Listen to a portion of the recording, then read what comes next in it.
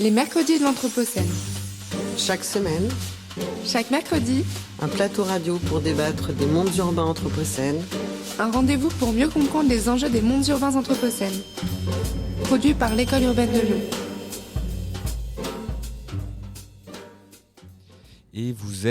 Et vous êtes toujours bien installés sur Radio Anthropocène. Et cette semaine, pour ce nouveau mercredi de l'Anthropocène, nous sommes heureux d'accueillir Joris Mathieu et Nicolas Boudier, metteurs en scène et directeurs du Théâtre Nouvelle Génération de Lyon. Ça sera pour nous l'occasion de revenir sur cette composition de ces récits alternatifs, les enjeux de scénarisation et les effets qu'ils peuvent produire sur les imaginaires à l'heure de l'Anthropocène. Joris Mathieu, bonsoir. Bonsoir.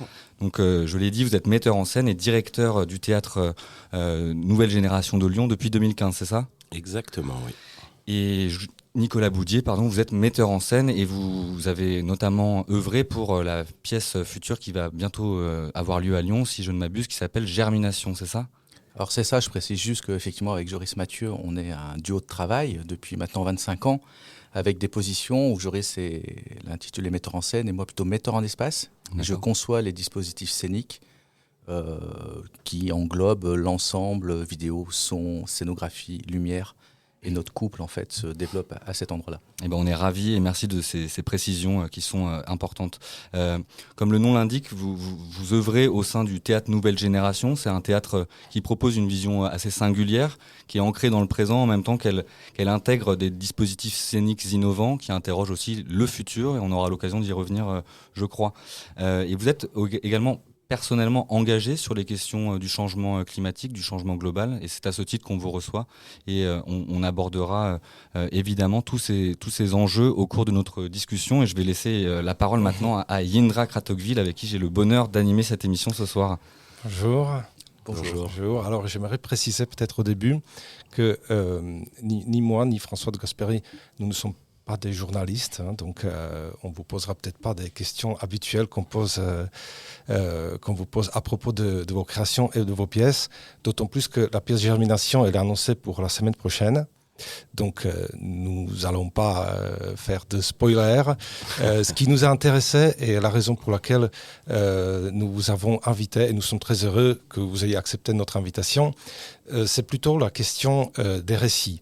Donc prendre un petit peu de recul, y compris par rapport peut-être votre travail pour aborder la question de manière peut-être un petit peu plus générale, puisque vous êtes metteur en scène et créateur et plus largement en fait artiste et auteur. J'ai pu voir que vous êtes tous les deux engagés dans des créations vraiment multiples et foisonnantes.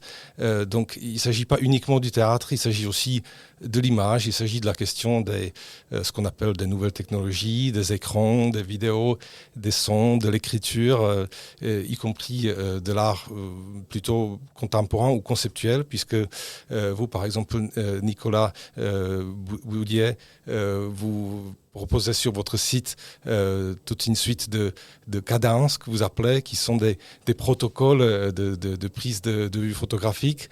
Donc ça dépasse largement la question du théâtre, y compris du théâtre Nouvelle Génération.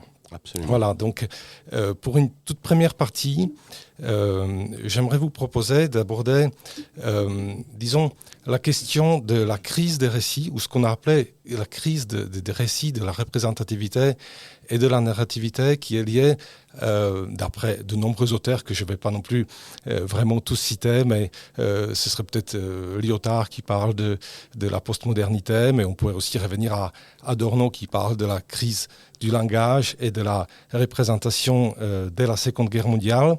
Donc on voit que ce qu'on appelle cette grande crise de la modernité, c'est quelque chose qui est déjà ancien. Aujourd'hui, ça fait peut-être plus de 70 ans, voire un siècle dont on en parle. Et parler de l'Anthropocène aujourd'hui, c'est quand même enchaîner, ou c'est plutôt faire le lien aussi avec cette question beaucoup plus ancienne. C'est pas Anthropocène, c'est pas quelque chose qui arrive aujourd'hui, même si le mot ou le terme ou le constat lui-même est relativement récent. Mais j'ai l'impression qu'il y a une suite dans cette dans les idées, dans cette critique et dans cette recherche. Est-ce que vous avez l'impression que vous inscrivez, votre travail s'inscrit dans cette tranche de temps qui est beaucoup plus importante que les 10, 15, 30 dernières années? Bon, peut-être je commence, Nicolas, mais Joris Mathieu. Déjà, je pense que quand artistiquement on produit des choses, que ce soit des œuvres théâtrales, des livres, des œuvres d'art visuel, on a une part d'intuition qui guide le geste et le mouvement de l'écriture. Mais évidemment qu'on s'inscrit dans une histoire qui est bien plus ancienne et qui nous conduit sur un chemin qui est fait d'abord de notre propre lecture d'œuvres d'autres et qui déclenche nos propres gestes. Il y a une combinaison en fait entre cette connaissance des récits qui ont préexisté, des dynamiques qui sont en cours, et puis j'espère, en tout cas en ce qui nous concerne, une forme d'ouverture à être réceptif à l'ère du temps, c'est-à-dire être en prise avec nos contemporains, avec ce qui anime et agite la société pour s'en faire écho. Et donc, par rapport à ce que vous dites, moi je dirais que dans notre travail, il y a eu un virage assez important. Vous parliez de postmodernité, mais nous, il y a eu une rencontre artistique avec un auteur qui s'appelle Antoine Volodine, qui s'est amusé à inventer un courant littéraire à lui tout seul, qui est le post-exotisme, et qui jouait justement de ses codes et de ses références et de ses nomenclatures pour se situer dans un ailleurs, mais un ailleurs qui était à la fois onirique et à la fois politique, et qui posait les questions des crises des représentations, de la crise du vivant, plaçant ces personnages dans l'ensemble de ces récits dans des statuts troubles entre vivants et morts, continuant à être réceptifs aux échos du monde qu'ils avaient quitté et en même temps plongés dans des pièges oniriques qui sont des rêveries dont ils doivent essayer de se sortir. Et cette rencontre avec cet auteur a été un tournant quand même dans notre travail qui, jusqu'à ce moment-là, était plutôt un enchaînement de projets différents et qui nous a centrés sur une démarche. Et je crois que c'est souvent le cas dans le spectacle vivant, en particulier dans le théâtre, c'est à un moment donné la rencontre entre une matière littéraire et des dispositifs qu'on conçoit qui commencent à faire langage et qui nous a mis sur une voie un peu nouvelle qui était celle de... À l'époque, je ne l'aurais pas formulé comme ça, mais maintenant que j'ai du recul, j'arrive à le situer, ce qui était d'abord plutôt intuitif, mais qui était un enjeu qu'aujourd'hui on pourrait qualifier d'écosophique, c'est-à-dire comment faire du théâtre un lieu où des imaginaires peuvent être stimulés par, je dirais, une expérience esthétique dans laquelle se percute une diversité d'images, des images qui peuvent être à la fois littéraires, à la fois visuelles sur scène, à la fois sonores par le travail avec le son, et que c'est dans la percussion entre ces différentes sources d'images que l'imaginaire du spectateur, du lecteur peut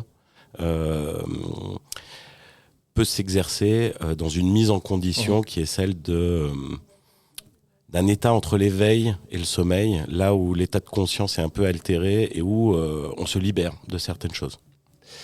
Et avec un peu de recul, parce que c'est un recul de quasiment 25 ans, j'ai l'impression que la première expérience dont vous parlez, c'est Les Anges mineurs d'Antoine Volodine.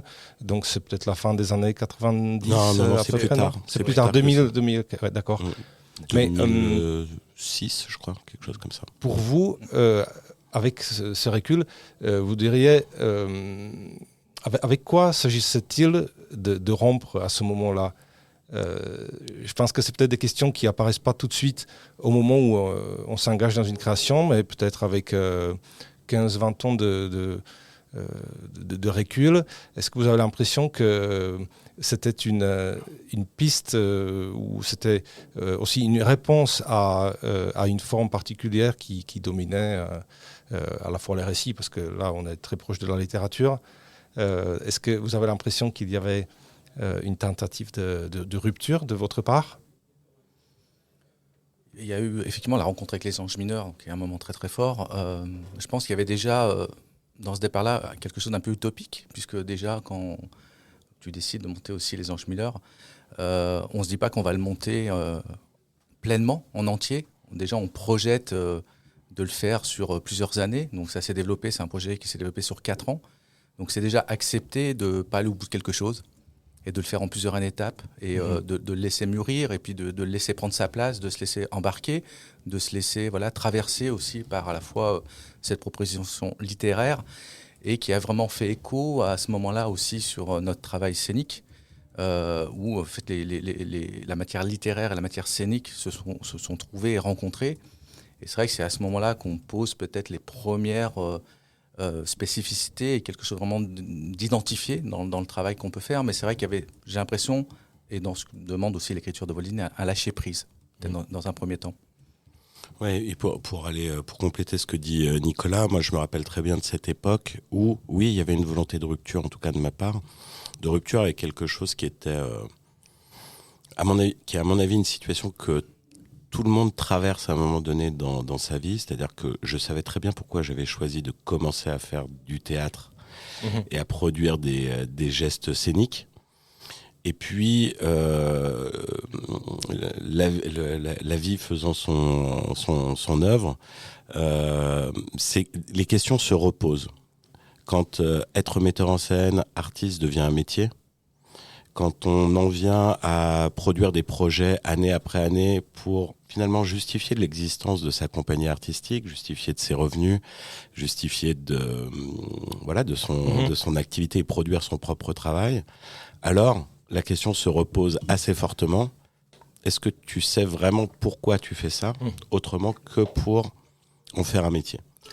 Et donc ce choix dont vient de parler Nicolas, de partir sur un projet beaucoup plus expérientiel, sur une durée longue de 4 ans, un projet qui allait être hors format, qui au final ferait 5h30, qui s'appuierait sur une littérature exigeante, qui est celle d'Antoine Volodine, qui est à la fois extrêmement poétique, mais qui est aussi assez impressionnante, puisque... Qui est très fluente aussi, n'est-ce pas, dans l'usage de la déconstruction de l'identité, de l'auteur aussi, de la figure de créateur, de l'artiste, de cette grande figure qui a dominé exactement la culture occidentale. Ouais, qui est polymorphe. Et donc, il y avait cette volonté de rupture avec un système productiviste qui était cette logique de produire chaque année quelque chose pour en vivre. Et justement, peut-être si on s'intéresse maintenant à cette crise singulière qu'est l'Anthropocène, si on avance un peu dans la flèche du temps et qu'on essaie de retracer votre œuvre artistique et qu'on atterrit maintenant dans cette Hic et Nunc ici à Lyon et aujourd'hui en 2023, en quoi cette nouvelle période que serait l'Anthropocène interroge aujourd'hui votre travail artistique et la constitution de ces récits et ces narrations auxquels vous participez ? Je pense ça l'interroge forcément pleinement et à plein de niveaux. Ça l'interroge, je dirais, ça nous interroge déjà en tant qu'individu, acteur d'un secteur d'activité qui doit se questionner sur ses pratiques et ses usages. Moi, à titre perso, ça m'interroge en tant que directeur d'une institution théâtrale sur comment se conduit un projet à l'intérieur d'un lieu et quel projet de société il fait émerger dans la rencontre avec les citoyens, et là en particulier avec les nouvelles générations qui sont un public auquel on s'adresse spécifiquement et qui, d'une certaine manière, renvoie quand même assez fortement la nécessité pour eux de s'emparer de ces enjeux. Et puis après, du coup, de fait, je dirais, moi je le nommerais plutôt dans cet ordre-là, parce que pour ma part, le fait de prendre la direction d'un théâtre a été aussi une sorte de game changer dans ma manière de penser mon travail et les écritures. Ça m'a forcé à être plus en réception directe de l'époque et de ce qu'elle réclame comme évolution. Et donc, dans notre travail, ça s'est senti par un phénomène nouveau où, auparavant, comme on vient d'en parler, on produisait plutôt des œuvres inscrites, appuyées sur des supports littéraires très forts. Et on en est venu à proposer des créations qui étaient davantage inspirées par l'envie de traiter une question, un sujet, et de nous confronter nous-mêmes et de confronter un public à une situation paradoxale et complexe. Parce que je crois que pour ma part, ce qui m'intéresse le plus fortement, c'est pas tellement de promouvoir des récits qui seraient des réponses possibles, que de pratiquer le théâtre comme un art du paradoxe qui nous met dans des situations paradoxales où nous-mêmes, en tant que spectateurs et artistes qui fabriquons, nous sentons dans l'obligation de ne pas rester coincés dans ces paradoxes.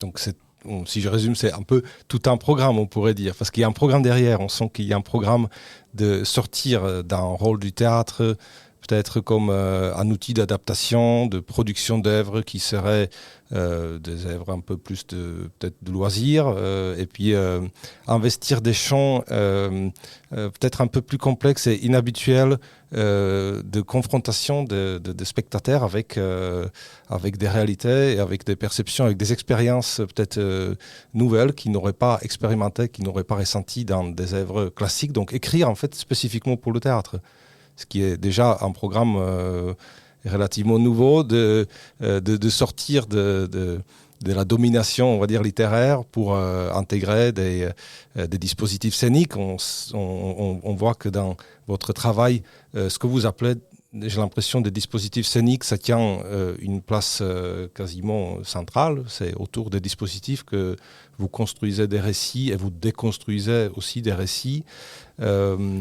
Est-ce que, Nicolas Boudier, est-ce que vous pourriez nous dire un petit peu à quel moment vous vous passez la main l'un l'autre, puisque est-ce que vous partez d'un synopsis, d'un scénario pour imaginer un dispositif, ou est-ce que le travail scénique fait d'ores et déjà partie de peut-être la toute première idée? Je pourrais presque remonter de nouveau aux Anges mineurs, et même si avant il y a eu déjà beaucoup d'expériences, effectivement, des choix de textes qui ont été du coup adaptés à la scène, mais déjà des dispositifs qui étaient déjà assez complexes, où on lançait peut-être les premiers fils, les premières directions. Mais c'est vrai qu'à partir des Anges mineurs, il y a un premier dispositif qui s'inscrit, qui est à l'époque un dispositif qu'on appelle le Paper Ghost, qui est un dispositif qui permet de créer des images virtuelles sur le plateau, donc d'insérer du virtuel dans le réel et de mélanger en fait décors, comédiens, vivants, lumière avec le virtuel. Et je dirais qu'à partir de là, on n'a pas arrêté de tirer des fils de ce dispositif. Et en fait, j'ai pas l'impression qu'on recommence à chaque fois et qu'on fait page blanche, mais qu'à chaque fois, justement, on est en train c'est une continuité en fait du travail qu'on fait. Alors, je dirais 15 ans pour les Anges mineurs.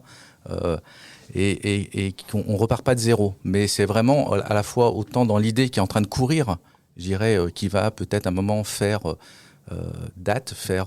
qui va être le socle d'une nouvelle création, un article qu'on a pu lire, une situation qui effectivement qui émerge aussi du réel et de l'actualité, du maintenant, du ici et maintenant.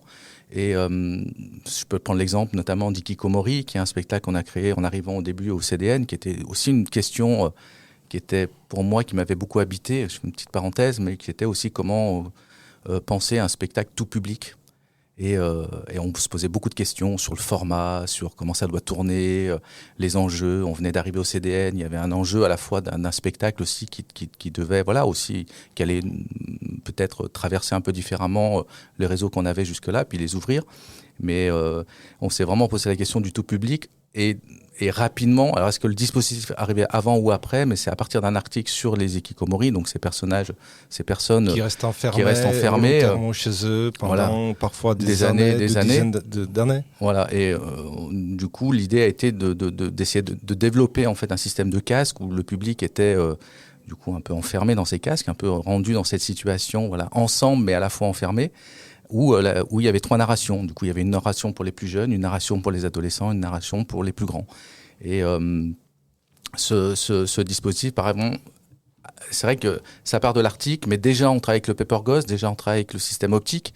Et encore aujourd'hui, Germination ne naît pas de rien, naît de la continuité et des questions qu'on a pu se poser sur la création avant, des retours aussi avec les gens, avec le public, comment ça vit aussi sur scène. Et avec souvent aussi, je dis article, je dis aussi quelque chose qui vient de l'actualité, mais aussi des technologies, en fait, qui nous ont souvent aussi permis à un moment de se déplacer puisqu'en fait, insérer une nouvelle technologie, c'est quelque chose qui n'est pas nouveau. Le théâtre a toujours inclus les technologies, des matériaux innovants depuis le théâtre des habitats. D'ailleurs, le Péprogos vient de cette période. Mais en fait, reconvoquer aussi un nouveau système pour faire espace, pour faire scénographie. C'est vrai que la scénographie, moi, je la pense plutôt comme un non-lieu au départ. C'est pas quelque chose alors qui va être forcément figuratif ou réaliste. Et même, je dis ça, à la fois, le dernier qu'on produit, il est plutôt à cet endroit-là parce que peut-être on est dans un monde aujourd'hui qui se virtualise de plus en plus. Et du coup, on a besoin de ramener du réel pour aussi faire que la matière continue à se frotter. Et du coup, germination, enfin voilà, juste pour aboutir à ça, où on crée du coup avec des lunettes de réalité augmentée, qui est un nouveau dispositif et qui nous force à nous déplacer aussi à la fois dans l'espace avec le public, la scénographie, mais aussi dans l'écriture. J'ai l'impression que c'est peut-être un moyen d'interroger directement l'expérience que les spectateurs ils ont de leur propre monde, leur propre expérience de vie, en se situant déjà dans le même monde. C'est-à-dire que là aussi, nous quatre, on est aujourd'hui à l'intérieur d'un dispositif audiovisuel assez puissant et ça influence évidemment notre manière de penser, notre manière de parler, y compris notre manière d'échanger, puisque ce ne serait pas du tout la même chose si on était juste en train de boire des bières. Donc ce dispositif absolument omniprésent, vous ne le fuyez pas, vous l'intégrez dans vos créations pour l'interroger, pour peut-être en interroger la puissance. Donc, est-ce que pour vous, par exemple, lorsque vous utilisez la réalité augmentée ou les casques ou les écrans, est-ce que c'est aujourd'hui devenu très important ou nécessaire pour parler du monde que nous partageons ? Je te laisse la parole, mais c'est vraiment l'idée de faire expérience est importante et aussi de pouvoir presque devenir testeur de ces nouveaux dispositifs, nous, mais aussi le public, de donner à pouvoir expérimenter, permet aussi en fait de se mettre à distance avec les outils ou les matériaux qu'on va proposer en fait dans les créations. Et ça me paraît très important effectivement de pouvoir expérimenter. Oui, sur l'inclusion des technologies dans notre travail, je dirais pas qu'on en fait un objet, un enjeu systématique central. Par contre, nous, on a une curiosité qui nous pousse à voir dans quelle mesure ces outils qui sont produits et qui émergent pourraient trouver une application dans l'art, tout en essayant de les mettre en scène pour nous confronter l'audience aux projets politiques qui accompagnent l'émergence de ces outils.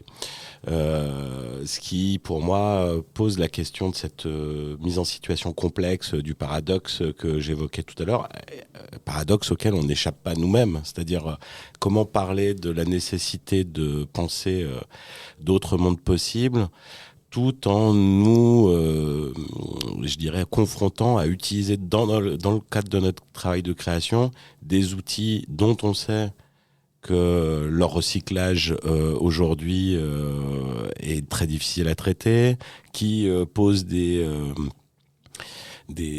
enjeux politiques derrière qui sont complètement contraires à ce qu'est l'enjeu du rendez-vous théâtral. Le rendez-vous théâtral, c'est réunir une audience dans un même lieu simultanément pour vivre une expérience en commun en espérant que chacun à l'intérieur de ce commun va se faire son propre récit, là où le design industriel des casques de réalité virtuelle ou de réalité augmentée poursuit le projet d'individualiser la consommation à domicile et souvent avec des contenus qui cherchent à être suffisamment explicites pour être sûr qu'ils seront compris de la même manière par tout le monde. Donc on est absolument sur un grand écart.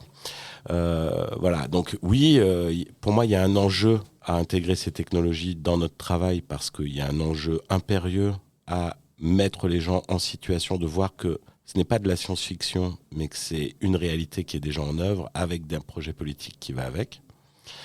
Qu'on peut combattre ce projet politique et que la manière de le combattre, c'est pas seulement forcément de ne pas les utiliser, mais peut-être de les mettre en scène. Et plus largement, dans notre travail, ce qui va faire récurrence et ce qui nous a amené, je pense, à nous préoccuper de cette question nommé aujourd'hui de anthropocène, c'est que le théâtre est quand même un médium qui pose la question évidemment du vivant, mais aussi de la relation entre le vivant et les morts. C'est un espace médiumnique où finalement il y a plein de symboles qui sont utilisés, qui a une force symbolique, qui a cet environnement de l'obscurité qui nous renvoie au deuil et à la mort. Et depuis quelques années, dans notre travail, je pense que la constante, c'est une réflexion malgré tout sur le deuil, sur l'abandon, sur le renoncement à quelque chose. Et alors justement, peut-être pour poursuivre cet échange, on a évoqué ensemble la question des dispositifs scéniques pour raconter l'Anthropocène. Finalement, comment on raconte l'Anthropocène, vous nous l'avez évoqué, vous vous servez d'outils technologiques notamment pour mettre en question cette tension qui est aujourd'hui présente. Et j'aimerais maintenant qu'on insiste peut-être sur cette question des contenus que vous pouvez mettre en scène au théâtre. On le voit aujourd'hui, notre contemporanéité peut être dominée par deux grands récits. D'une part, l'effondrisme et la collapsologie, qui ferait tout à fait le lien avec cette idée de la question de la mort que vous évoquiez et le théâtre comme un espace médiumnique. Et d'autre part, le technosolutionnisme, qui, dans un autre registre, interroge aussi la question de la mort à travers une croyance infinie en une vie éternelle. Alors, j'aimerais savoir en quoi la fiction, finalement, et le récit théâtral dont vous vous saisissez, aujourd'hui, peut constituer une troisième voie, et ce, alors même que vous utilisez, vous l'avez dit, ces mêmes technologies modernes. Et donc, comment vous vous situez, vous, aujourd'hui, à travers votre travail théâtral, pardon. Je reviendrai juste sur aussi Nicolas Boudier. le Hikikomori, ce fameux spectacle où en fait, l'idée aussi de se dire au théâtre, il n'y a pas un récit. C'est aussi à un moment accepter que dans ce spectacle, il y avait déjà 3 récits qui étaient donnés à des tranches d'âge différentes, mais c'est aussi accepter qu'il y a plusieurs récits et que chacun aussi va produire son propre récit. Et je pense qu'une grande partie de notre théâtre aussi, c'est de laisser cet espace vacant, vide, aussi, où on ne donne pas forcément des réponses, effectivement, mais où chacun peut s'engouffrer et à un moment produire son propre récit et après pouvoir le partager et dialoguer. Et l'Anthropocène, il y a peut-être aussi un endroit où est notre période actuelle qui est à la fois une période d'individualisme et d'individualité, mais j'ai l'impression qu'aussi, et c'est peut-être là où c'est en train de bifurquer, où à force de solitude, il y a un besoin aussi de communication, de se rassembler, et l'endroit en tout cas du théâtre et de la communauté, et notre travail, je pense, on essaye, offre cet espace vide. Moi, je ne sais pas si le théâtre offre une troisième voie. Par contre, je pense que le théâtre est un espace qui permet de mettre en scène l'invitation à se positionner plus radicalement en tant qu'individu. En tout cas, c'est ce qu'on expérimente là sur le dernier projet avec la germination, parce que la question moi, qui m'apparaît maintenant centrale, maintenant qu'on est sur la fin de création et que le spectacle commence à rencontrer du public, je comprends souvent a posteriori en fait ce qu'on cherchait en se lançant dans un projet. Et là, ce que je commence à en comprendre, c'est que il est vraiment humain, voire trop humain, dans notre époque, d'espérer qu'une solution magique va arriver, complexe, qui nous permettra de tout concilier, de sauver et ceci et cela, parce qu'on a des difficultés à savoir à quoi renoncer et quelle priorité se fixer. Et donc, dans la germination, il y a une tentative de montrer comment ce que vous nommez l'effondrisme ou la collapsologie ne peut que se produire si, à un moment donné, il n'y a pas une priorisation claire qui est faite par chacun d'entre nous, parce que c'est notre état d'hésitation, d'incertitude et d'inertie qui laisse se perpétuer le déjà en cours vers un projet qui semble écrit d'avance si on ne sait pas lui inventer des bifurcations. Et donc nous, notre rôle, il n'est pas tant de prôner une solution plutôt qu'une autre, mais de mettre en scène la dialectique entre les différents possibles et de dire, soyons honnêtes, si vous ne faites pas un choix radical, quel qu'il soit, et si on n'arrive pas à réinvestir la notion d'utopie, alors on ne s'en sortira pas. Et justement, Nicolas Boudier, vous évoquiez le fait que le théâtre est le lieu de coexistence de plusieurs récits. qu'il n'y a pas finalement de jugement et de prise de parti d'une mise en scène pour dire ce serait ça la vérité à laquelle il faudrait adhérer. J'aimerais peut-être vous entendre sur finalement cette manière dont on a aujourd'hui, dans le champ littéraire notamment, l'ambition de pluraliser les points de vue, de se décentrer, en donnant notamment la parole aux non-humains. Au théâtre, on parle d'acteur. L'acteur, il est nécessairement humain. Aujourd'hui, l'Anthropocène marque l'entrée également des actants, des non-humains sur la scène politique. Comment on met en scène et comment on intègre finalement cette mort ou cette tension de l'acteur sur la scène théâtrale? Complexe. On a souvent eu envie de convoquer en fait des animaux sur scène et qu'il y ait d'autres humains, d'autres vivants. Peut-être qu'aussi la réalité augmentée aujourd'hui nous permet de convoquer justement des environnements, effectivement, des non-humains qui viendraient aussi à un moment habiter ces utopies.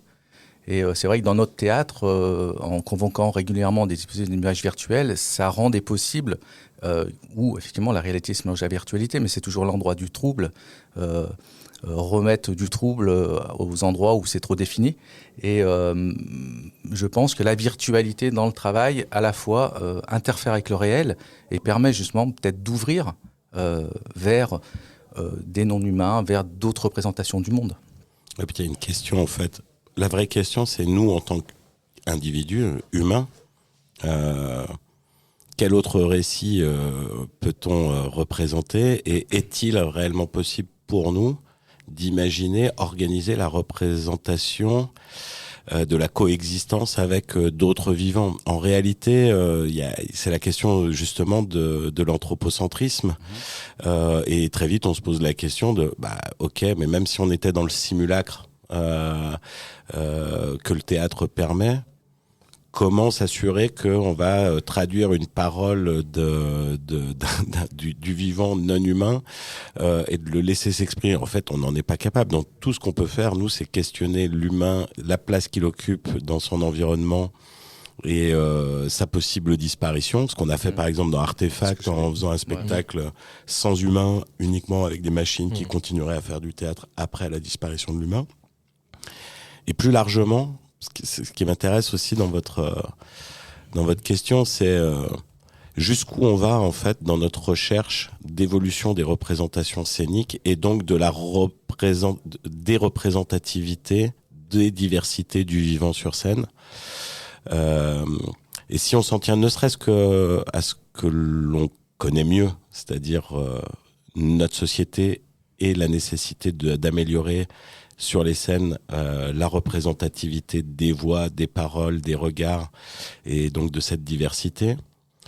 Je commence à sentir la possibilité d'un piège aussi pour nous en tant qu'artistes ou directeurs d'institutions qui est ce mouvement est en train de s'organiser. Les représentations sont en train de se changer. Les sujets dont on parle sur les scènes changent. La parité se fabrique, heureusement.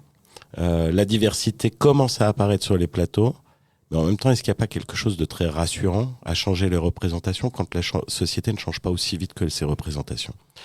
Et c'est là-dessus, en fait, qu'on doit être extrêmement vigilant et que je crois beaucoup aussi au spectacle qui, au lieu de nous, nous rassurer sur l'évolution possible, nous questionne sur la réalité de cette évolution. Je dis pas qu'il ne faut pas le faire, je dis pas qu'il ne faut pas accompagner ce mouvement, bien au contraire. Mais je crois qu'il faut être très prudent sur ce qu'il raconte et sur ce qu'il reflète de la réalité qu'on est en train de vivre. Alors, est-ce que ce serait pas quelque chose qui se serait déjà passé un peu de cette manière à plusieurs reprises, notamment au XXe siècle, c'est-à-dire où le milieu de l'art, de la création, avait pu être quelquefois pris un petit peu par un vertige, par l'illusion que le monde change, que le monde va dans la bonne direction, que finalement la vision libérale, démocratique, qu'elle devient quasiment omniprésente, que ça devient le discours dominant, en tout cas le récit de référence dans les sociétés occidentales, alors que quand on regarde en arrière, dans le rétroviseur, on voit que peut-être la société ne changeait pas tant que ça, et qu'il y avait d'autres discours qui vivaient un petit peu leur vie souterraine et qui attendaient le moment pour réapparaître. C'est-à-dire qu'on voit aujourd'hui de plus en plus qu'on n'est jamais à l'abri, enfin, et ça c'est la moindre chose de le dire, hein. Je pense qu'il faudrait être peut-être plus radical dans le propos, on n'est pas à l'abri des récits les plus conservateurs qui soient, avec des volontés de retour en arrière qui seraient absolument impensables il y a une trentaine d'années. Enfin, on nous aurait dit, tiens, tu es en train d'halluciner, en fait. Aujourd'hui, ça paraît tout à fait plausible. Donc, est-ce que cette différence de vitesse, cette différence, est-ce que ce ne serait pas aussi dans cette nature de séparation entre, d'un côté, le monde, la vie, la rue, et de l'autre côté, la scène du théâtre, ou en tout cas une sphère artistique de création qui, finalement, produit ses propres codes et ses propres références? Est-ce que ce ne serait pas le piège dont vous parlez? C'est un peu ça, sans occulter par ailleurs la dimension libérale qui s'est inscrite aussi dans le monde de l'art, et donc la logique de l'offre et de la demande qui se construit aussi sur les scènes, hein, d'une certaine manière, parce que il y a des audiences qui réclament un certain type de représentation, et finalement des cases de programmation se fabriquent pour satisfaire des audiences. Et on a une complexité qui est celle-là, qui est notre travail, c'est d'organiser la rencontre entre la diversité de nos concitoyens dans un lieu théâtral. Et en même temps, on voit aussi qu'il y a une dynamique qui peut courir le risque d'organiser les rencontres communautaristes où des spectateurs se réunissent dans un même lieu, au même endroit, pour voir des œuvres qui racontent exactement ce qu'ils espéraient qu'il soit dit. L'effet de la bulle, un peu comme sur Internet ou sur les réseaux sociaux. C'est ça. Mais ça, je dirais que ça vient plutôt raconter la crise de l'institution dans son ensemble, c'est-à-dire la difficulté que l'institution a à réellement se transformer pour incarner des valeurs à laquelle des gens vont adhérer, des valeurs qui sont très larges, pas communautaristes, mais qui sont celles dont parlait Nicolas tout à l'heure, c'est-à-dire la confrontation des points de vue, le débat d'idées, l'endroit où on fait société, où finalement le désaccord est possible et la controverse est possible. Et aujourd'hui, est-ce que notre époque est encore prête à la controverse ? On a plein d'indices qui nous font dire que finalement non, parce que le débat, on le refuse, la conflictualité conduit à une augmentation de l'autoritarisme. Et donc on a simultanément cette chose-là en fait qui se produit autour de nous. Et dans la mesure où ce que vous dites, Joris Mathieu, la confrontation, l'échange, la pluralité, c'est aujourd'hui médié par la technologie, par tout un tas de dispositifs technologiques qui, on le voit maintenant de plus en plus, ont leur propre programme. Ça veut dire que derrière, il y a des récits, il y a un programme politique dans la technologie, et peut-être votre manière de déplier ce récit caché, cette histoire un petit peu taboue de la technologie, à travers les expériences sensorielles, pour voir jusqu'à où ça peut aller et qu'est-ce que ça peut nous faire. J'ai l'impression que là, on est vraiment dans des phénomènes qui sont entièrement liés. La partie politique et technologique et de création, c'est entièrement imbriqué. C'est vrai qu'aussi, on s'est toujours, dans les dispositifs, on a beaucoup utilisé les écrans et on a toujours eu cette remarque sur le double sens de l'écran. L'écran qui accueille les images, mais l'écran qui fait écran, et qu'est-ce qui se cache derrière les images sur cet objet. Et je pense que la réalité augmentée, il y a quelque chose de similaire. C'est Donna Haraway qui dit beaucoup aussi que les équipements qu'on utilise aujourd'hui, qu'on fabrique, elles sont pour un microscope ou la lunette de réalité augmentée va être pour montrer quelque chose du monde. Mais en montrant quelque chose du monde, forcément, on invisibilise une autre partie. Et en fait, de se questionner en fait sur les conséquences de cette invisibilisation des éléments qu'on fabrique, qui du coup vont rendre une partie de notre société, peut-être des actions, des mouvements, de l'actualité qui va être du coup occultée. Donc l'occultation à la fois des écrans et je dirais que la lunette de réalité augmentée est presque un écran en 3 dimensions doué de profondeur, et c'est là aussi où nous en fait on tire ces fils de la technologie, mais on a beaucoup questionné en fait qu'est-ce qui disparaît en fait derrière la technologie. Et justement, si on poursuit cette analyse un petit peu de de la crise de la représentation et j'aimerais revenir sur cette idée de lieu d'énonciation et de la question de la scénarisation. Vous nous avez expliqué en début d'entretien que vous travailliez à cette question du dispositif spatial et de cette mise en espace finalement. Vous me corrigerez si je m'abuse, mais je crois que les Grecs, à l'époque des Grecs, on avait pris l'habitude de jouer en plein air notamment, et que la scène en arrière-plan était ouverte, et que en fait c'était aussi ce moment où il s'agissait de représenter la nature, la mimésis. On a parlé de toute cette question de la représentation du social qui se fait jour sur la scène théâtrale. Comment aujourd'hui on peut rendre compte de l'entrée dans cette nouvelle époque qui serait l'Anthropocène, qui est justement celle où la notion d'espace est interrogée, puisque c'est l'habitabilité même du monde qui est mise en doute. Alors comment on met en scène un non-lieu et une utopie, entendue cette fois-ci non pas avec le eutopos du lieu désirable, du lieu idéal, mais de cet privatif qui serait le lieu absent, le lieu vide.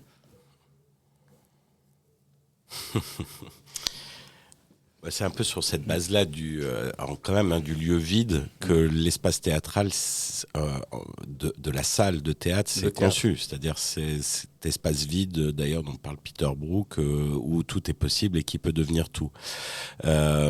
Qui souvent, finalement, a été dissimulé par des logiques qui, là, pour le coup, n'étaient pas des réflexions, je dirais, spatiales ou de dispositifs, mais plutôt de habitation de ce lieu par des illusions de décors réalistes fixant un espace de représentation. Nous, c'est vrai qu'on vient plutôt s'intéresser à cet espace de tous les possibles, qui est l'espace noir en tant que tel, qui permet finalement d'être un lieu indéfini qui pourrait tout devenir. Le plus souvent dans notre travail, c'est ça, et de travailler en fait sur je dirais cette dimension magique en fait du temps de la représentation, qui passe par l'espace, mais qui passe aussi par le rapport au temps convoqué de la présence des spectateurs, qui à notre époque, je pense, c'est la chose qui frotte le plus et qui fait du théâtre un espace de résistance justement à une certaine codification du monde, puisque c'est un des rares lieux qui nous impose encore d'entrer à un instant donné dans un lieu, de ne pas être maître du temps qu'on y reste, et d'accepter que le temps se déroule autrement qu'à l'extérieur. Et donc c'est cet effet de décalage qui va nous permettre de convoquer des ailleurs, d'autres présences, d'autres environnements, d'autres cadres. Et c'est celui-là qu'il faut réussir à alimenter. Après, voilà. Bon, c'est toujours complexe de penser un lieu. Je ne sais plus quel scénographe disait à un moment, quand j'ai le lieu, j'ai tout. Alors oui, c'est vrai que créer un espace sur scène, on part d'un espace noir, c'est vrai que le théâtre est déjà un peu un lieu utopique, une hétérotopie, comme les bateaux, comme ces lieux en fait qui sont en perpétuelle transformation, parce que c'est aussi ça, un théâtre, c'est un lieu vide, un espace noir, effectivement, comme le disait Joris, qui va être réhabité et qui va en gros changer de peau. Donc c'est un lieu qui est tout le temps en mutation, et je pense que l'endroit de la mutation aujourd'hui, il y a quelque chose qui s'opère à cet endroit-là. Après, il y a des choix, effectivement. On a fait plusieurs choix dans notre travail. Pendant longtemps, effectivement, l'espace noir, l'espace vide, avec les images virtuelles, avec souvent des recadrages aussi de la scène, une volonté aussi de focus à des endroits, et plutôt abstrait, souvent plutôt abstrait aussi, pour laisser les imaginaires se projeter, avec toujours cette idée aussi que le spectacle se fabrique entre la scène et le spectateur, et qu'il y a encore cette notion là, d'espace frontière, d'espace poreux entre la salle et le public, qui a vraiment germé dans Germination aussi, puisque à cet endroit-là aussi naissent les images virtuelles. Donc il y a un espèce de cet espace qui m'a toujours un peu halluciné, qui est aussi le quatrième mur au théâtre. Est-ce que les acteurs nous voient ? Est-ce qu'on voit forcément les acteurs ? Mais est-ce qu'ils nous voient eux ? Comment ça s'opère ? Voilà, cette fabrication. Mais le choix à un moment de laisser apparaître aussi Germination dernièrement, qui est du coup un espace assez réaliste, puisque c'est une serre agricole, où on vient justement dialoguer, bavarder. Alors il y a tout un scénario qui est en parallèle. Mais j'ai fait le choix à l'époque, et je me suis beaucoup questionné en fait sur la virtualité et de me dire, mais aujourd'hui, si je produis un décor complètement virtuel, parce que c'est complètement possible avec la réalité augmentée, et c'est vrai que ça me questionnait de me dire, mais je détruis en fait aussi quelque part les habitudes de travail que j'ai, les gens avec qui je travaille, les ateliers, les gens qui font la déco, les gens qui vont construire. Donc ça m'a pas mal habité pendant longtemps. On est passé par plusieurs phases avec Joris aussi, voilà, de défaire et refaire. Et on a fait le choix à un moment qu'on s'arrête sur la serre virtuelle. Ça a été un peu le début et le point de départ. Et après, il a fallu l'habiter. Et en fait, j'ai construit l'intérieur de la serre à partir d'objets virtuels que j'ai été chercher dans le monde virtuel. Et je les ai copiés en atelier. Donc, je les ai rematérialisés dans le monde. Et du coup, ça a permis de continuer quand même à travailler avec les gens. Mais voilà, il y avait quand même aussi un objet qui était là sur scène, qui était issu du monde virtuel, donc avec une facture, avec des matières qui étaient quand même un peu étranges et qui permettaient aussi à un moment d'avoir un objet virtuel et un objet réel identique et de pouvoir les substituer, de passer de l'un à l'autre. J'ai l'impression que vous orientez un petit peu vers ce lien entre donc le monde théâtral et le monde extra-théâtral, les images qui existent par ailleurs, les récits, mais aussi l'expérience qu'on fait du monde et les discours qu'on produit sur cette expérience, notamment le discours scientifique. Ce qui m'intéresserait, c'est de voir comment, en fait, vous, dont les créations se situent un petit peu dans cette interface, puisque le monde scientifique est toujours présent, pas seulement en tant que technique ou technologie, mais aussi la connaissance du monde, puisque la science est aussi une forme de récit que nous tenons sur le monde.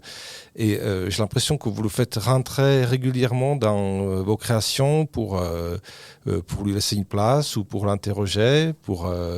Là, nous sommes un petit peu dans une sorte d'expérimentation quasiment scientifique sur ce qu'est le virtuel dans le monde réel. Quand vous parlez de matérialisation des objets virtuels, c'est un petit peu une expérience, dire qu'est-ce que ça peut faire lorsque je télécharge un objet en 3D, j'imagine, et je le constitue.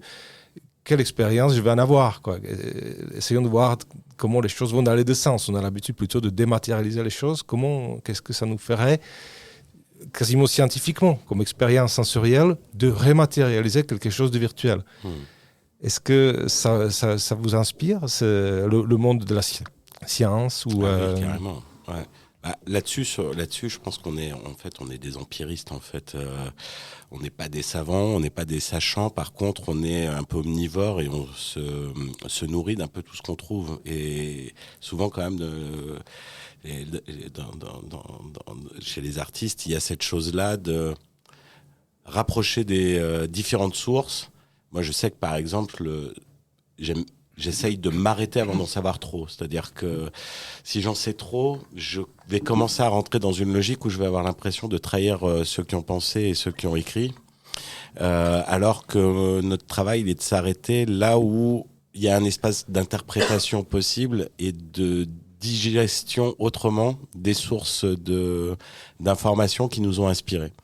Et il faut trouver le bon moment où s'arrêter dans la volonté de connaissances. Pour pas se substituer à d'autres personnes, en tout cas de distinguer, ou peut-être faire une cartographie, ou je veux dire, je ne suis pas un scientifique, je peux tout de même parler des objets de science, voire de la science elle-même, dans une certaine mesure, mais c'est ça. Est-ce que vous tenez à protéger aussi la science, d'une certaine façon ?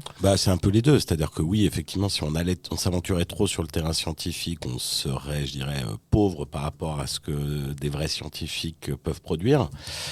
Et par ailleurs, peut-être qu'artistiquement, on se sentirait contraint par trop de savoir qu'il faudrait restituer. Donc, nous, notre prisme, il est un peu différent et forcément, il doit s'incarner par une représentation formelle, par un dispositif scénaristique aussi, comme vous l'évoquiez tout à l'heure. Et donc, l'enjeu pour nous, il est là. Et oui, clairement, souvent, on le raconte. Moi, j'aime bien dire ça.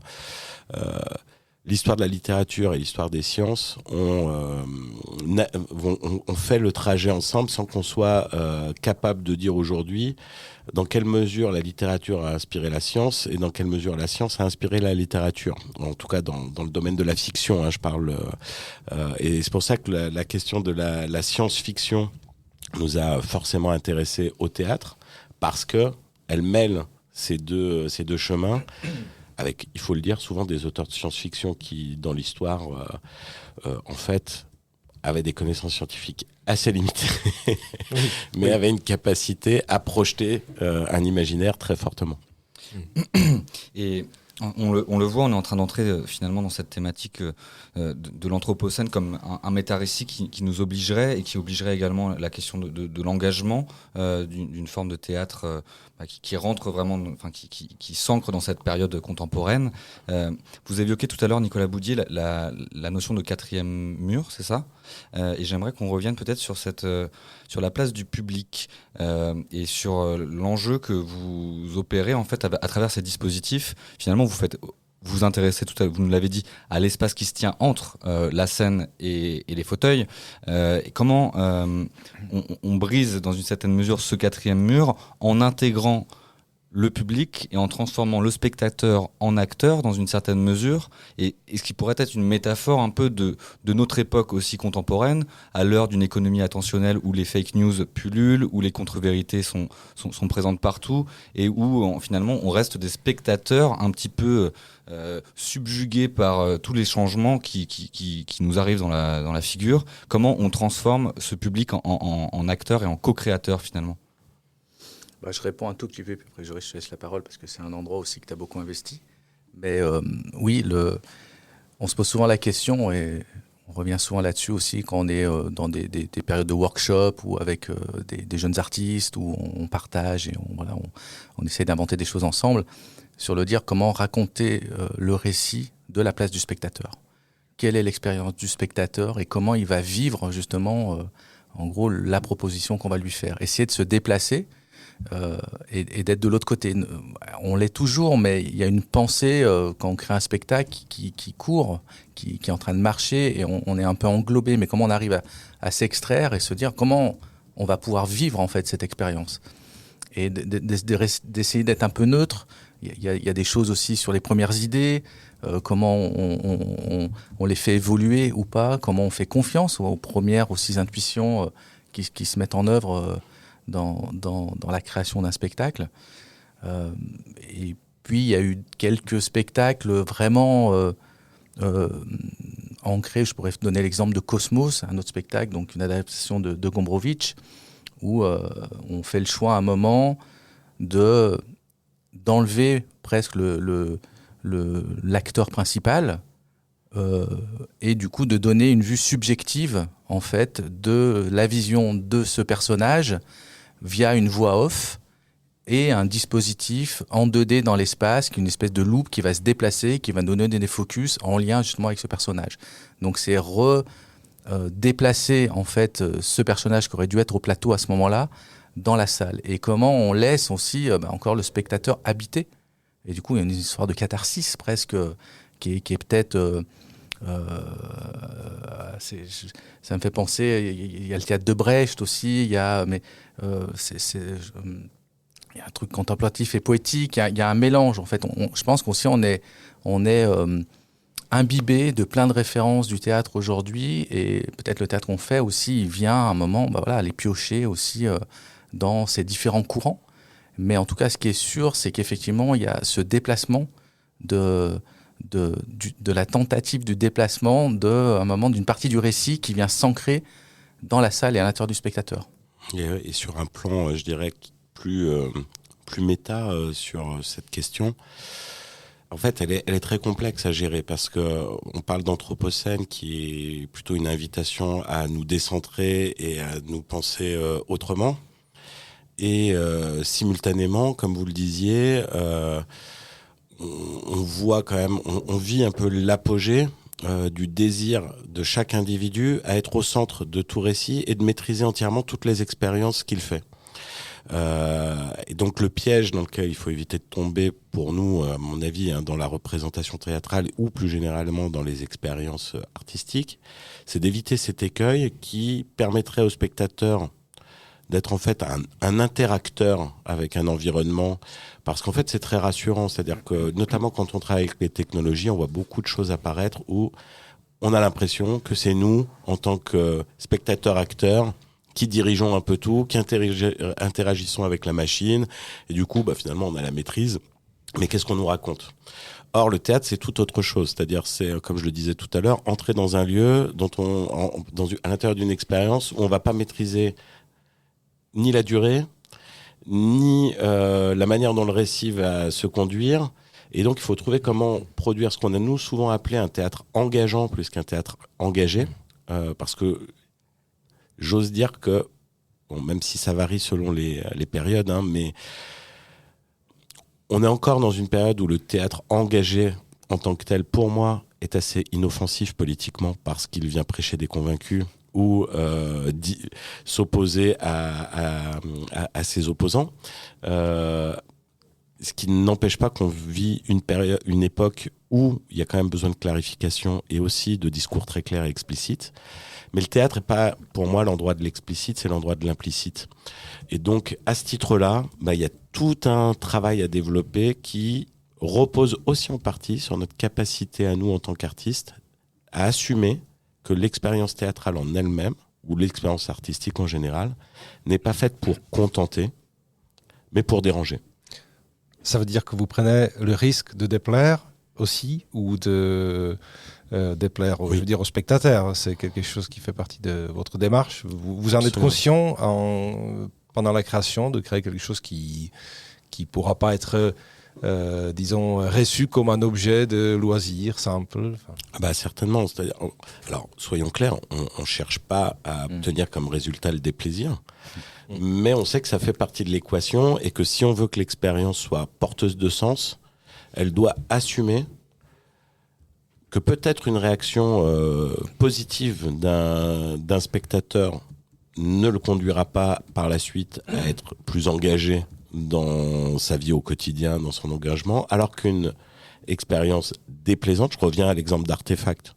Quand on crée Artefact, un spectacle avec uniquement des machines, des bras robotiques, des imprimantes 3D où il n'y a plus d'humains, on cherche à repousser les limites de la représentation en disant cet espace qui est le lieu du théâtre que l'on imagine ne pouvoir être habité que par du vivant, si on enlève le vivant, qu'est-ce qu'il reste ?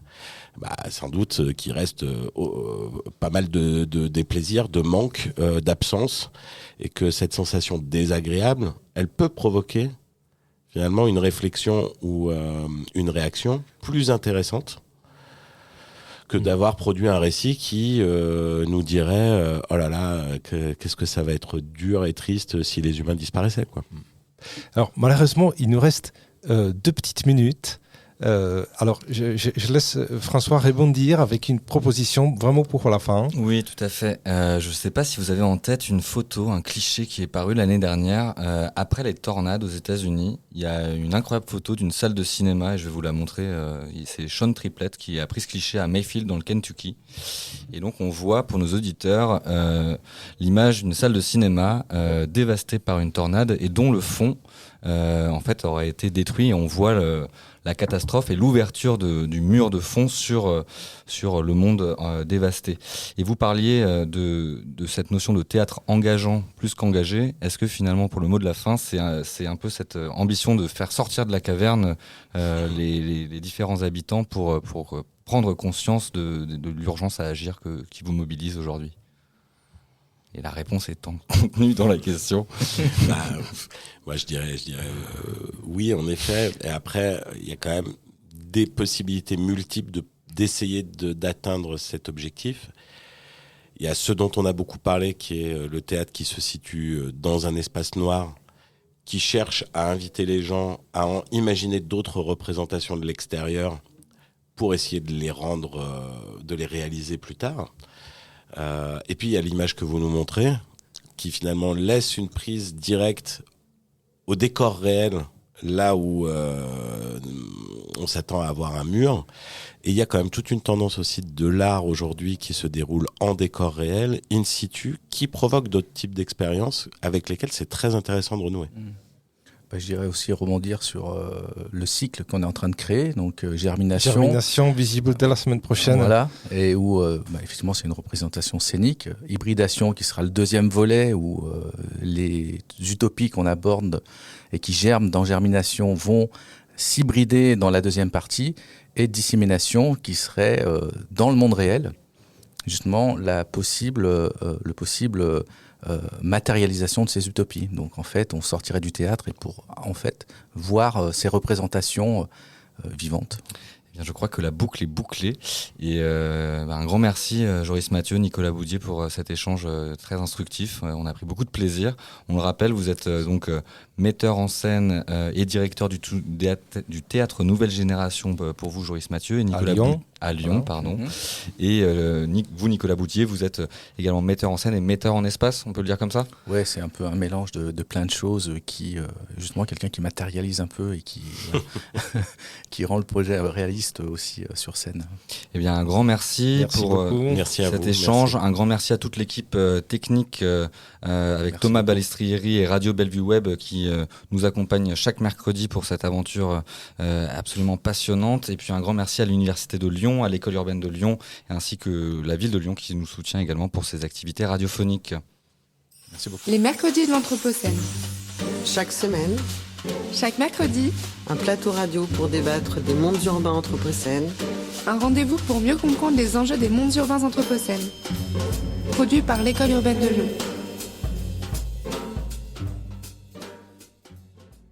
Vous écoutez Radio Anthropocène.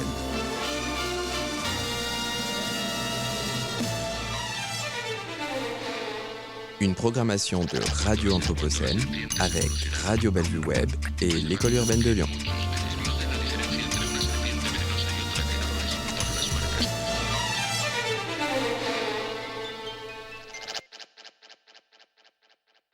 Ma chambre a la forme d'une cage. Le soleil passe son bras par la fenêtre. Les chasseurs à ma porte comme les petits soldats qui veulent me prendre. Je ne veux pas travailler, je ne veux pas déjeuner, je veux seulement oublier et puis je fume. Déjà j'ai connu le parfum de l'amour. 1 million de roses n'embâmerait pas autant. Maintenant une seule fleur dans mes entourages me rend malade. Je ne veux pas travailler, je ne veux pas déjeuner, je veux seulement oublier et puis je fume. Je ne suis pas fière de sa vie qui veut me tuer. C'est magnifique être sympathique, mais je ne le connais jamais. Je ne veux pas travailler, non, je ne veux pas déjeuner. Je veux seulement oublier, puis je fume.